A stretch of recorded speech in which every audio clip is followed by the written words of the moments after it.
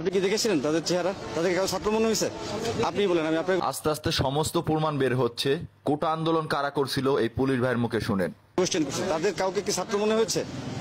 আপনি বলছেন সবাই টোকাই ছিল, সবাই ভাড়াটিয়া ছিল। ছাত্র আন্দোলনের নামে একটা পক্ষ সুযোগ নেওয়ার চেষ্টা করছে।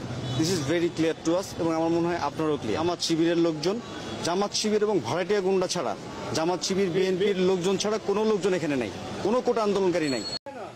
সবাই মুখ বন্ধ করিয়াছিল এবং সময়ের অপেক্ষা ছিল।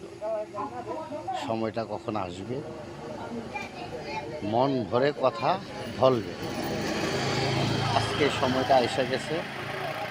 ছাত্রলীগ মাঠে নামছে, যুবলীগ মাঠে নামছে, আওয়ামী লীগ মাঠে নামছে, স্বেচ্ছাসেবক লীগ মাঠে নামছে, সব লীগই মাঠে নামছে, পাবলিক লীগ মাঠে নামছে, সমাজ লীগ মাঠে নামছে।